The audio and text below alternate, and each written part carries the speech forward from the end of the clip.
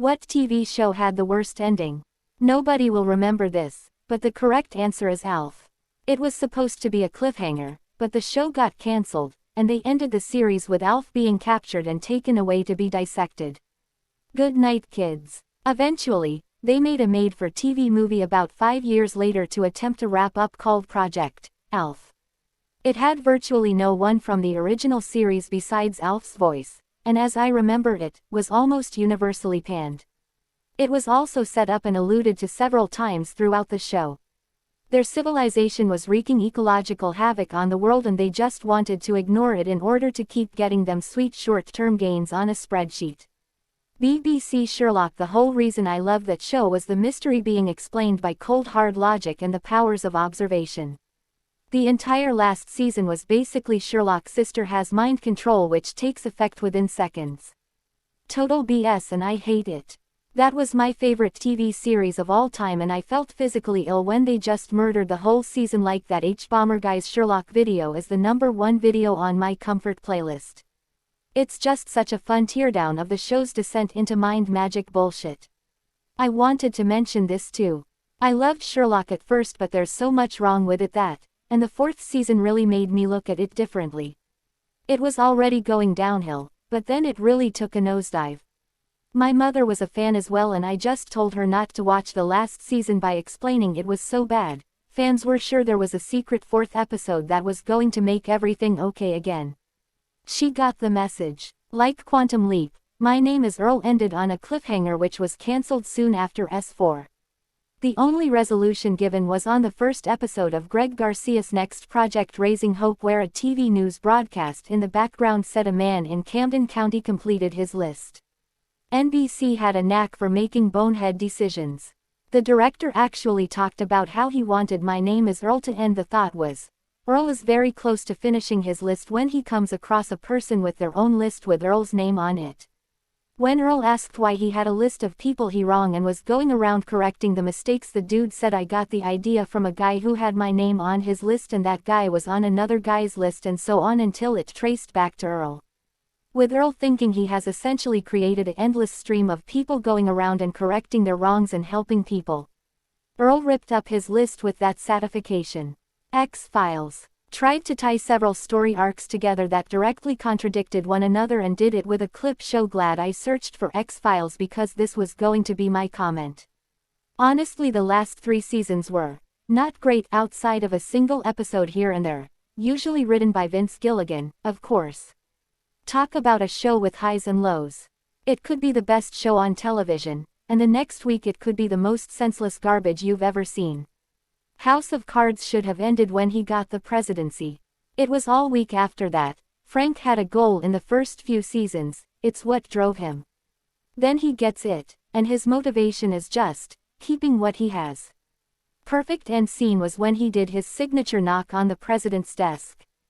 Cut to black. End show. The show should have been a 4-season arc. Season 1 + 2 Rise to Power, Season 3 Holding On to Power, barely. Season 4 Fall from Power. 4 13-episode seasons, 52 total episodes. 4 suits with 13 cards each for a total of 52 cards in a deck. It made too much sense. The last scene could have been the closing of a jail cell. That sounds suspiciously like a knock knock, plus the whole saying about a house of cards is meant to illustrate something shaky, bound to fall eventually. Netflix's Frank Underwood was always a powder keg of self-destructive and dark tendencies. In Quebec, we had a show called Jeremy. The main character dies in the middle. It went on without the main character for like 6 seasons. Really brings the euthanasia question into light. Is it morally okay to let the body suffer on when the soul has gone? Like that 70s show, the original ending of Dexter, who thought this was a good idea? The final 2 seasons of Dexter were atrocious. I got through them just because I was invested and wanted to see it through to the end. Dexter taught me about the sunk cost fallacy. There was no need for me to have seen those final 2 seasons. It's why I gave up on The Walking Dead after season 5. There was no reason for me to keep watching and subject myself to the horror of a collapsing show. I think Dexter was an example of burnt so bright, we can never top that. Can you really ever even dream of repeating a season like Trinity? Picture being the writers having to follow that season up. Just call it done. My name is Earl. I know it got cancelled and whatnot, but for fuck's sake they couldn't fucking finish that show. I love that scene in Raising Hope when Bert asks which of the studio executives is from NBC, and then kicks them in the balls and says, "That's for cancelling My Name is Earl." There were so many Earl references in Raising Hope. I thought it was one of the best parts of the show when they'd show up, and I'm not even an Earl fan. All of the shows Netflix cancelled before they could finish. What Netflix failed to realize is that for some people like me, knowing the show has no closure means I'm less likely to even start to watch the show. This means it's less of a draw to the service. At least give the cancelled shows a special to end on. Part of the original appeal of Netflix originals was that they'd always get a satisfying ending. But now they switched to a throw everything at the wall to see what sticks model, and you're left with a bunch of incomplete shows that nobody is going to watch. Netflix doesn't give a shit. If the show doesn't get enough audience on the first release, its 2-season deal is over.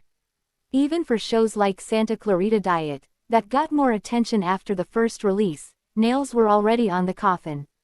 Rewatchability. Netflix execs don't care about that. The Society, I was super excited when they announced season 2, then they cancelled that shit and I was so fucking pissed. I really enjoyed Travelers and was pissed to hear they cancelled it. At least Travelers was allowed to go out with dignity. They even left the ending open for a pickup. I love how every time this show comes up, it's met with a small, but vociferous, litany of praise. The premise was unique, the acting and writing were compelling, some of the ethical and metaphysical questions raised were really fascinating. I'm disappointed that it was cancelled, but at least the Travelers v1.0 arc was allowed to play out. Star Trek Enterprise. It was a fun prequel that looked at the start of the United Federation of Planets. The last episode was an insult. A main character was killed off and it was in a TNG holodeck. Bloody rubbish. I'm still livid. That's what I came here to say. Absolutely terrible ending to a series that otherwise had a great last season. I'm almost convinced that they tried to create a bad last episode, because how did anyone think that was a good idea? Jericho. That show had so much potential and they just loosely wrapped it up, leaving me very unfulfilled with no conclusion or closure. Jericho really did have a lot of potential. The comic books wrapped it up, but I still wish they had made more of the TV show. I read the comics a while back. Unfortunately, they too end on a cliffhanger. 2 comics series were released representing the planned season 3 and 4 of the show. There was a season 5 comic either planned or written, but apparently there were talks of Netflix reviving the show around 2014, I think, and the comic was never published. The Netflix stuff fell through, and for whatever reason, the last comic still hasn't been released. Not sure if they couldn't get another publisher, or if they hoped to eventually revive the show with another network. Last Man on Earth. The show got cancelled on a cliffhanger and we never saw an end to it. May as well throw Carnival and My Name is Earl onto that list. I don't know, but honestly, who has a better story than Bran? When Littlefinger died, they should have just owned their bullshit and said, "Sorry my lord, you cannot fast travel with enemies nearby." Squire Podrick, the hookers gave the money back, pain. There is no better story to be told in the entire series. I don't know, but honestly, who has a better story than Bran? Esser Pounce of the Kittengard, thank you very much. I loved Esser Pounce, but based on what happened to the Red Keep, his story is likely very much over. But who knows, the books might make him survive and become king if they ever come out. Pretty Little Liars, the creator never even knew how it would end. I hate that show because it was great for the first maybe 2 seasons, then just terrible from then on. I basically only watched because of the girls' relationship and because I was the same age as the characters, so I kinda related to them at the time. Stopped caring about who it was pretty quickly. I could go on for a while, but most recently, Space Force, asteroid heading towards Earth.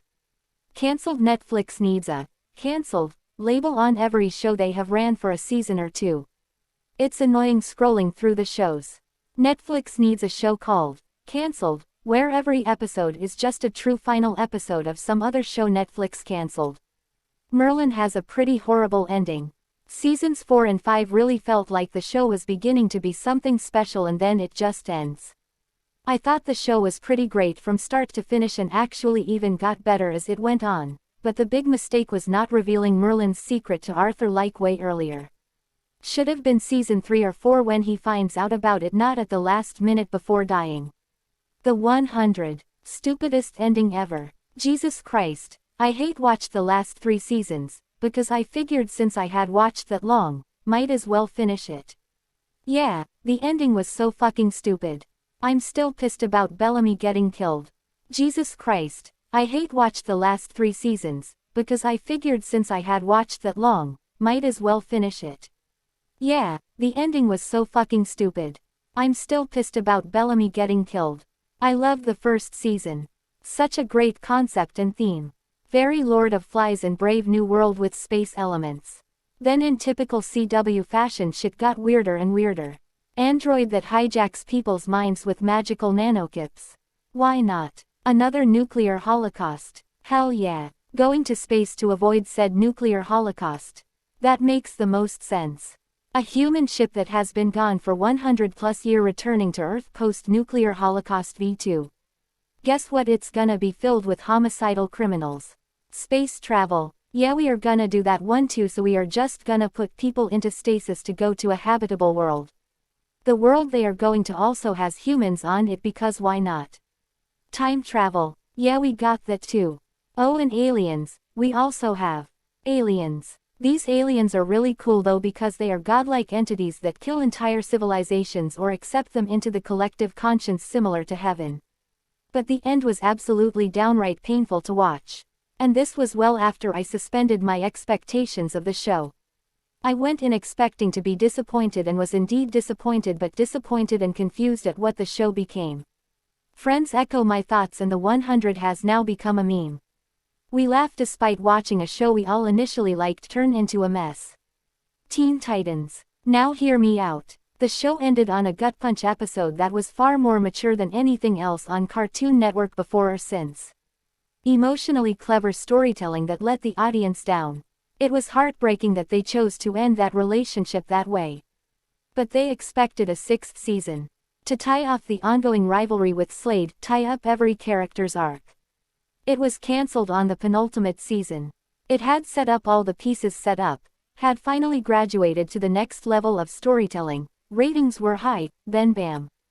Cancelled. Now we're left with a downer ending of an episode. It's fantastic, but clearly not designed to be the real end. To this day I'm still pissed off about it. Why did Robin leave Batman? What's truly happened to Tara?